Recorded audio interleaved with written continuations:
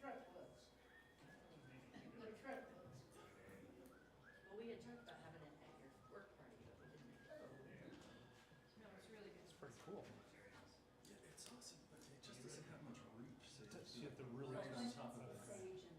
We were just commenting too, we hopefully want to get through your presentations before taking questions. So I've got mics in the corners that can circulate. Because if someone's got the bandwidth time or attention span, they're better to hear it when they have it on. They'll make a recording back. But then,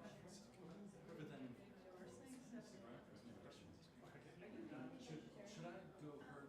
Pretty much or sure. focus on- Yeah, you guys are voice for Well, Rogie and I do, and then I don't think it's me. We need to go ring that bell again. I have many, many times, but because we've been away so much this summer, the last talkers, I can't. Well, because also I was share and Helgi and I, that's how we started eating almost exclusively vegetarian. Because we could get through silly vegetables. So, well, you really didn't want to see you score till But, Fred.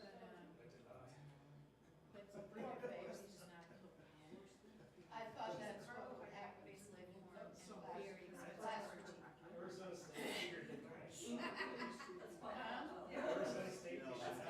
Almost Miles.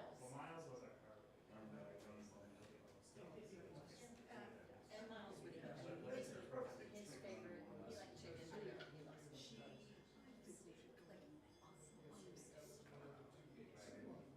Yeah.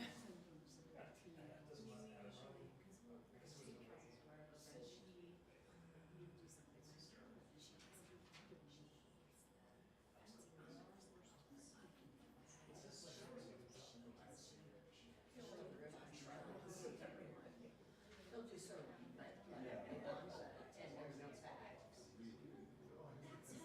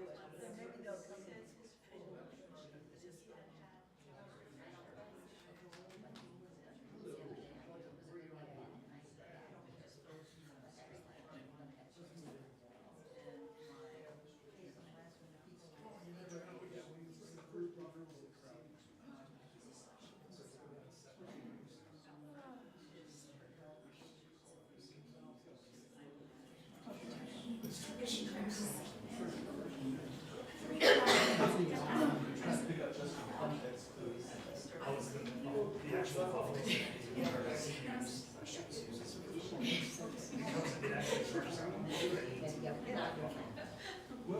It's one of the greatest traditions of college. Yeah, it's insane. You have to take your kids to it. They're like so shocked.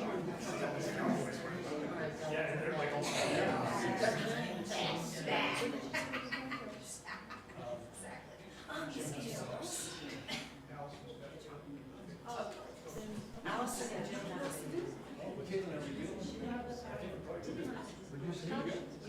Oh, yeah, just stop that.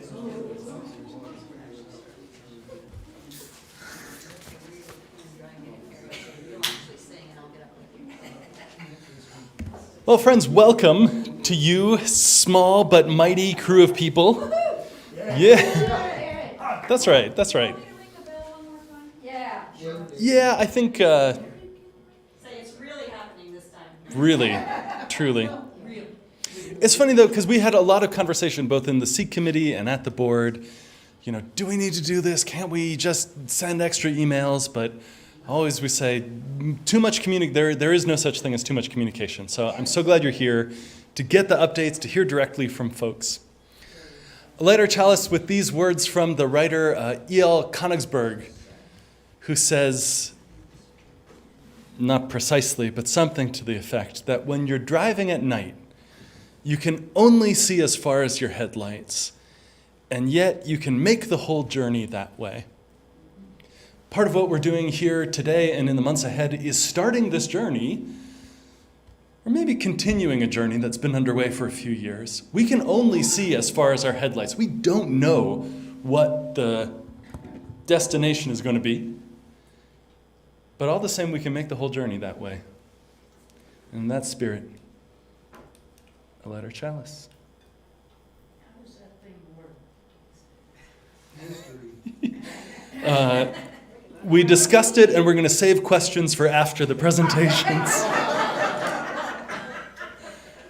Can you pull up the next slide? Because in addition to the chalice slide, I want to just give you a brief overview of where we are, where we're headed. Okay. On this slide, in words that may be too small to read back there, I want to talk about this in terms of 3 phases: now, in the fall and winter of this year, what comes next in the spring, and then what happens beyond next year. This fall and winter, there are 2 parallel processes happening at the same time.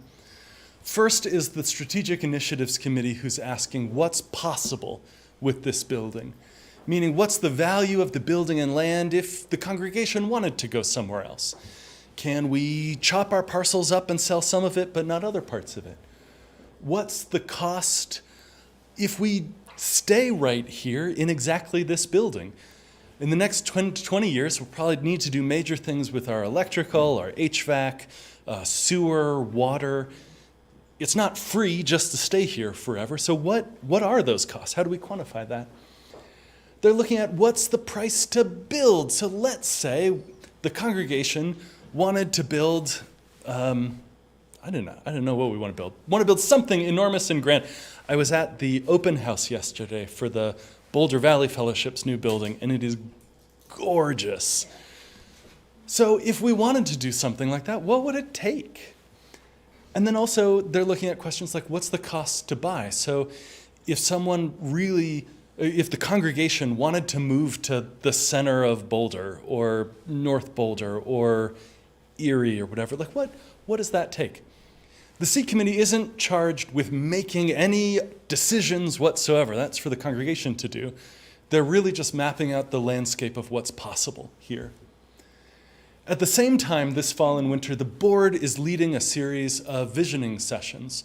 The first of them is right after the service next Sunday. And those questions, bringing in the whole congregation, whoever wants to participate, ask, rather than what very concretely and tangibly is possible and what are our limits, they invite you all to think much more big and boldly and broadly. What is our vision for the physical space? I mentioned a few things here, not because I'm trying to pitch you on any of them, but over the last year, I've heard folks say things like, gee, I loved being outside last fall. How could we have a physical space where we could do worship outdoors, or where we could pivot easily, or have a combined space? I've heard people say, how can we make this building more accessible? Like the slopes in this room are not ADA compliant, it's pre-ADA. You can't bring a wheelchair around the front of it. So things like that. I've had people say, hey, is it possible? What do we need to be thinking and doing now to future-proof this building for climate change? So it's not that any of those are the right or most important thing to do, but these are the sort of things that those board-led visioning sections are looking for from you. What do you imagine and want and hope for? Let's think big. We can always pare it back down again, but let's think big. Based on the outcome of these 2 processes, C, asking what's possible, and the board saying what's our vision and hope as a community, this winter and spring, the board is going to look at everything that comes back from these 2 processes and say, all right, how much overlap is there in the Venn diagram of what's possible and what we want? And hopefully there's more than 0 overlap between those 2.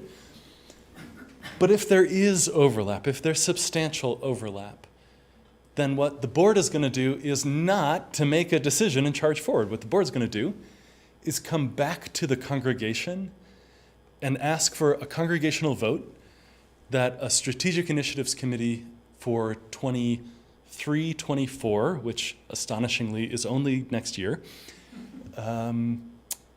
should we appoint a strategic initiative committee to synthesize and gather input and make a concrete plan to the congregation for a go, no-go. At the end of that year, C would come to the congregation and say, hey, here's what we heard from you through a whole lot more input that they'd gather next year. Here's what we know what's possible based on the C committee, and here's what we're proposing to do. And then the congregation as a whole is the decider for that one. So that is as far as our headlights shine right now, and as you can see, we get a little less concrete the further out we get. But I wanted to open by situating the work that's happening this year, what you're going to hear from Will, what you're going to hear from Fred in the larger context of where it goes. So thanks, and thanks for being here.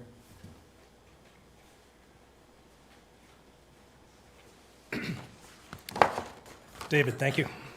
Could I get the next slide, please?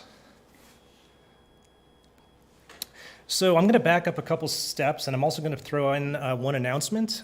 For those of you who have not donated to the TP Raisers food drive, please do so in the next week or two. Actually, next week, correct? Before next Saturday, because we have the food sorting happening on Saturday. So if you have food donations, we can bring them during the week. So folks online probably heard nothing you said, but we do need those donations by Saturday of next week. I think the theme of the work of the board really centers on something, we haven't defined it, but it's really about capacity building. Coming out of the pandemic, looking at our new realities. What does it mean to be living with a pandemic? What does it mean to be living online like we are right now? And so we've put together 5 priority areas, which are on the wall behind me, I hope. And we've done a lot of sort of goal setting, and we've already reached a couple of the goals. So I want to just brief you on some of the things that have happened already in the first 4 months of this year. As far as leadership development, we have reestablished a communications ministry. They met for the first time on the 19th, just a couple days ago. And that, like Reverend David has said, more communication is better communication, we hope. And so you'll start seeing things that are new, things like the new newsletter, which is more narrative in format. You'll also see the website being overhauled. Some other things are going to be happening. You'll also see, as far as leadership development, some of our own board members putting together the Your Board is Listening sessions, which have been happening, and about 20 people a month have been attending them. And that's another area where we're really trying to improve our communications back and forth between you guys and the board and us and LDC and every other committee. Opportunities to connect. You've already seen some of those. We started up the annual retreat, the all-church retreat, again for the first time in 3 years. I think that was a big success. You heard from the pulpit today that our first community night in a long time is occurring on Friday, November 4th. So make sure it's low-key, just bring something to eat and don't stress over it, just show up. And of course, as far as opportunities to connect, I think you have all met Irene Kirschenbaum. She's our membership coordinator or connections coordinator, and I think that'll have a real big effect on the way we do business moving forward. Enhancing inclusivity, there's a bunch of things happening behind the scenes, but one of the most exciting ones in my mind is the work that the ministry and Laura Coleman are doing as far as racial justice, relaunching that as an actual program here in the church. They've already met and have the beginnings of a plan as to what they want to do in the next few years. So enough about that. Let's get back towards the future of this building. Essentially starting the conversation, the future of this faith home. The visioning process, as David said, the board will be leading that. If I could see the next slide, please. The goal of these sessions is really to be proactive and visionary, both proactive and visionary, about what this building needs in the very short, medium, and long term.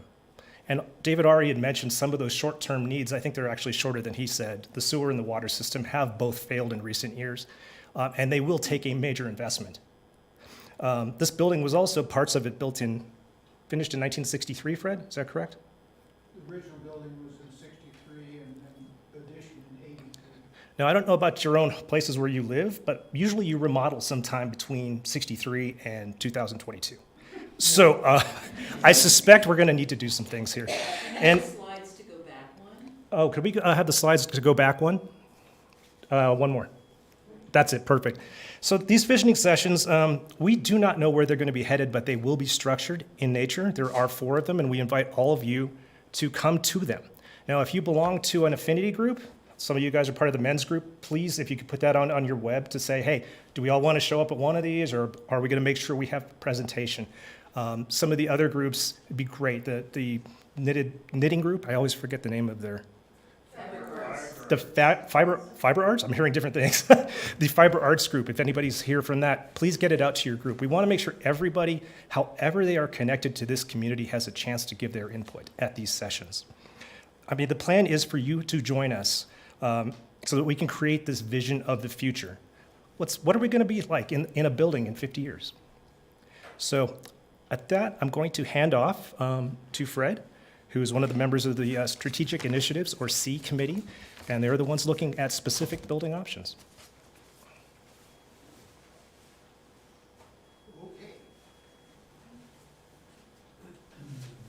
Well, first I'd like to introduce you to this C Committee.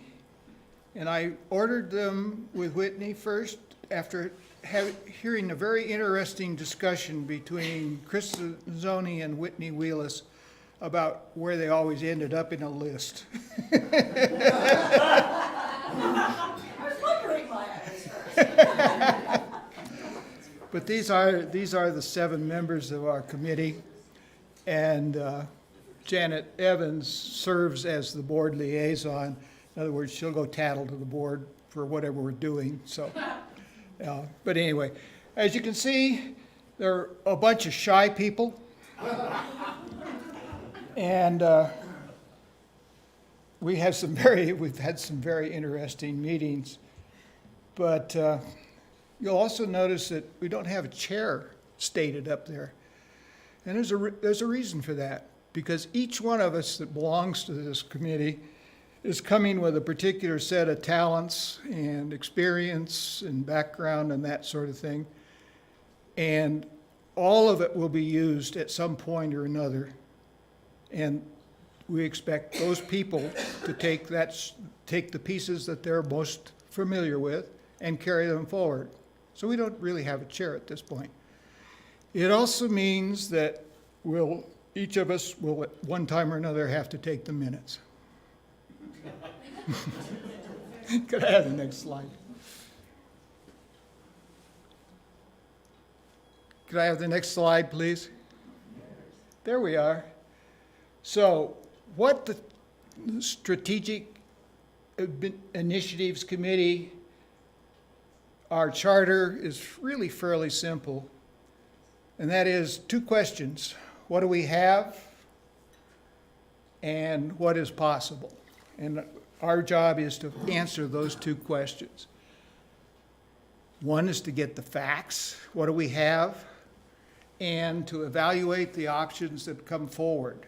Now, we are not creating the options. That's up to you and these vision sessions that Will was just talking about. But we will take that input and we will try to put dollar figures on it. But the first question we had to ask ourselves was, what do we have? Well, what's this place worth now, today? I mean, we knew what it was when we built it. And it's a little higher than it was then. And like David said, I went to the open house over at the Fellowship yesterday afternoon and took a tour of the new building. It's amazing what you can do with $4 million. But so that's one point of the place we start.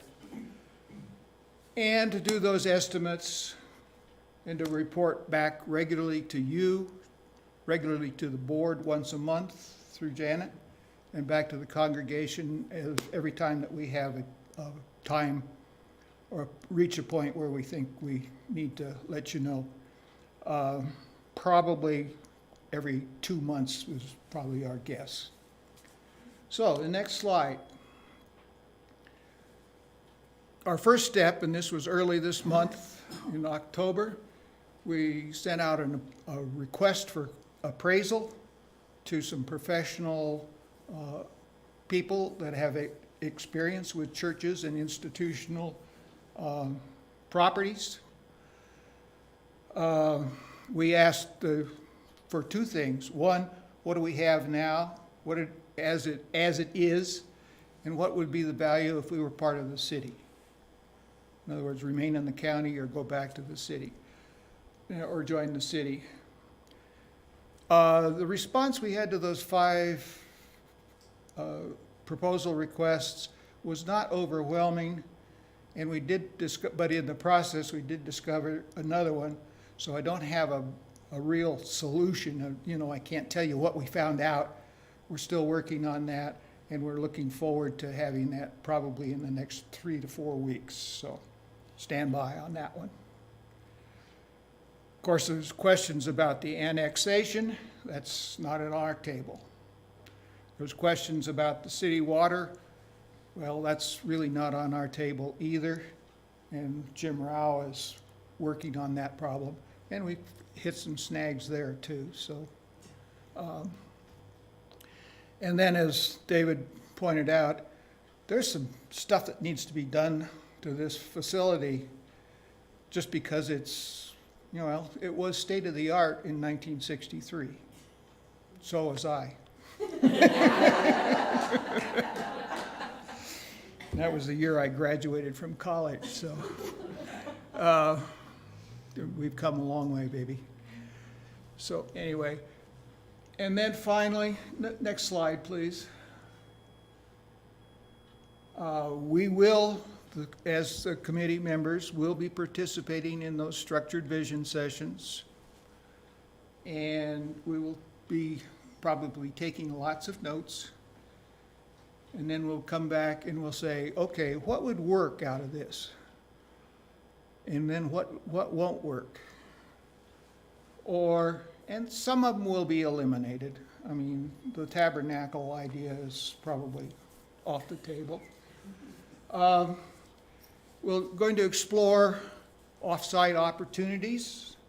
What could we do if in a different location? Or what makes sense for a different location if that's the direction that people seem to want to go. And finally, we hope to make a recommendation, probably in the second quarter of next year, to the board as to where we do we go next with this. And with that, let's open it to questions. And both Willie and I will be here to, some of them he has answers for, and some of them I have answers for. Maybe. We'll try. And there's microphones that are going to be circulating, so. Oh, we did such a great job. It's really I have a question. Please. Will the appraisals include both the value of the land itself and the value of the structure, like broken out? Oh, absolutely. Yeah, absolutely. If you don't know, we're slightly under 3 acres, and it's 2 plots here of about a 2-acre plot to the west and about a 1-acre plot to the east.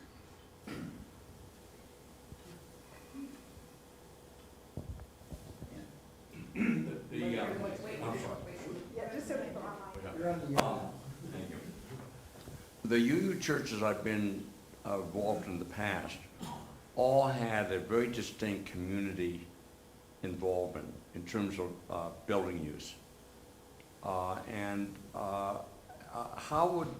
that been addressed, or how that might be addressed in terms of the interface between the building as a site of a congregation on the one hand, and as a public forum on the other? Yeah. Very good question. The visioning processes that we are using, we tested it out on the board. And without giving you too many secrets for your own ideas, they talked about this specifically. What does it mean for this to be a sacred space? What does this mean for it to be a hub of social justice? What does it mean for outside groups coming in, perhaps sharing their artwork? whatever it is. And so we hope that through this process, we get a fresh vision of what that is for this faith community specifically. And then we can come back to the group with what we found. Does that answer your question? Because it's very, very important what you asked.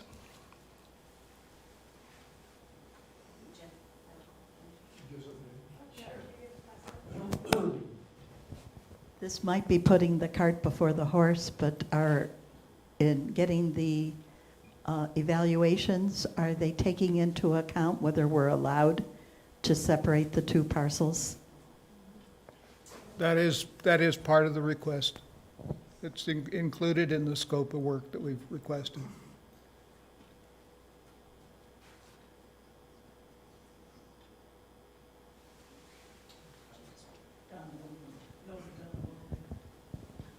I'm going to ask this question and then I'm going to duck, so.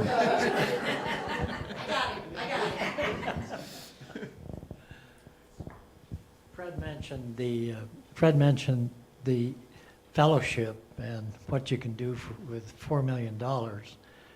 Is there any studies going on in concert with the fellowship as to what we might do together? Oh, absolutely, Don. We are visiting with the fellowship. I talked with the person that was their building chair, basically, yesterday. And he's more than willing to come and talk to us about their experience. But we'll also be going to First Universalist, who did a job recently. Also, the downtown church, 14th and whatever the cross street is, Lafayette. They remodeled, I think it's 3 years ago now, and they can't do anything outside. They don't have any land, so that's a different one. And Fort Collins is in the process right now, so yes, every one of them we're talking to them. Sorry, can I add to that real briefly? I may be picking up on something that, in fact, you weren't asking, Don. I think he was, yeah. But he may have been. So we're not at this time, neither one of those congregations are seriously contemplating or feeling a groundswell or an interest in merging back together again.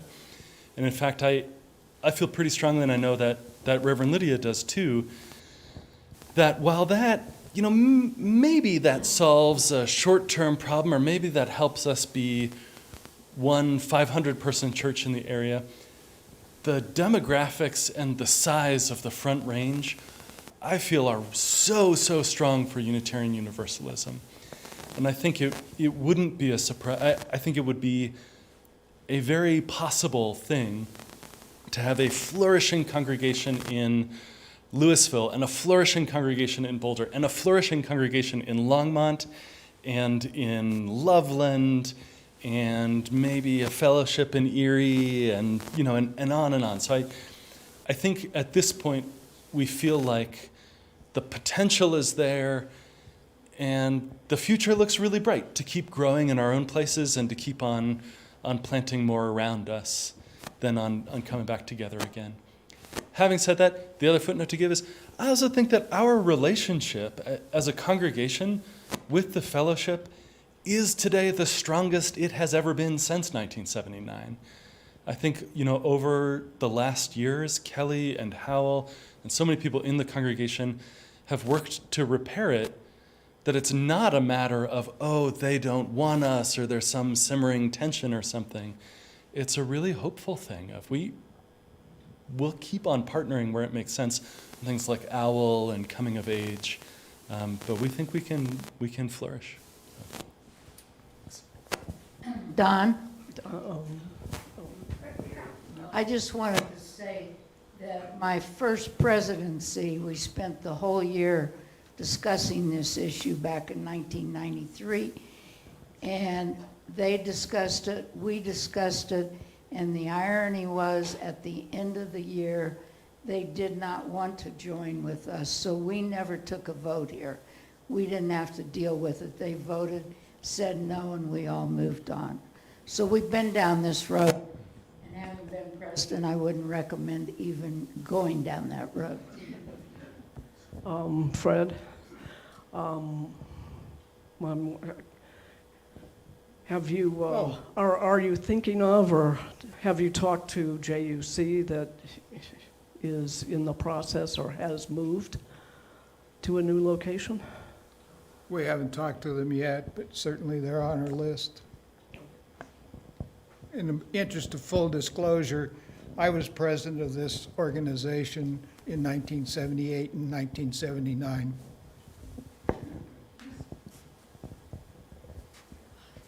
Yes. I know, am I on? Is this on? I know that one of the issues is that we are below sewer level in this church. Do you have the resources to try to find out what it would cost us to maybe have some sort of like a bilge pump? So we are, I'm sorry, it's, too much detail, but that would be another one of those things to look at to see whether or not this building can be really rehabbed. Actually, we are on city sewer right now. We're not, we are on the sewer line that goes down Pennsylvania. And is it draining properly? Because before we were draining uphill. I think the sewer problem that we experienced last summer, or whenever it was an anomaly. It didn't have anything to do with the direction of flow. Okay, thank you. Mm-hmm. Don. Just a brief comment on sewers. Okay.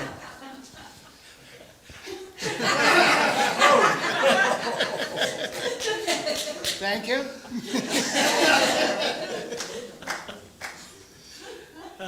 Okay. Anyway, the sewer system had a collapse, as you know, out in the on the south side of the church. I'm just speaking from my engineering background, but typically when you see that kind of failure, it means that the top of the sewer line is corroding down to the point where it becomes prone to any additional pressures. The piping is of cast iron, and you like to think cast iron will last forever. That's not true.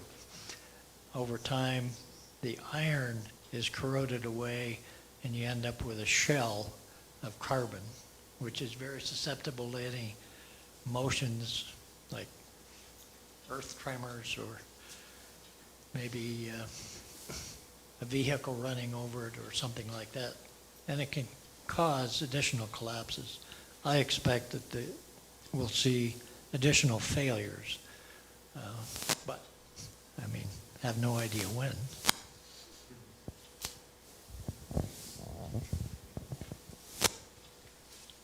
Just a footnote to that, you might not know it, but originally this building was on a septic tank. And it was probably in the late 70s that we went onto the city service. Early 70s. But just to clarify, maybe on my C is looking at what the expected lifespan of the sewer system. Oh no, thanks for that. I appreciate it. C is looking at what the expected lifespan of the sewer is and what the replacement costs would be. So as part of that package of sort of inventorying building systems, I think sewer's on there. Is that right, Fred? Yeah, it's on there. It's in that question that says, what does it cost us to do nothing?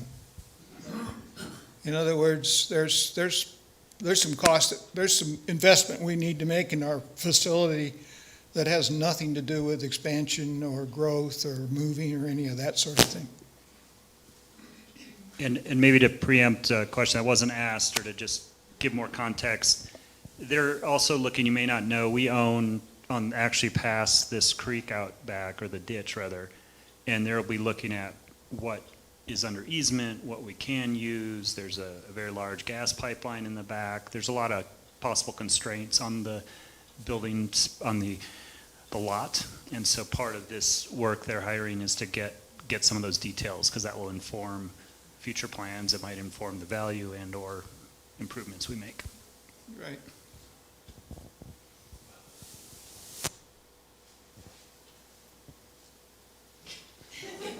George is ready to go.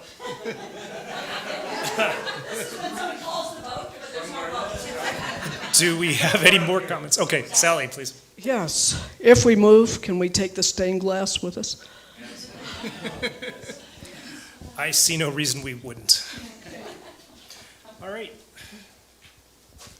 Next slide, please.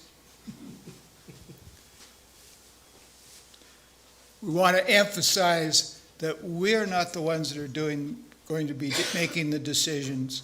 It's you guys that's going to be making those decisions.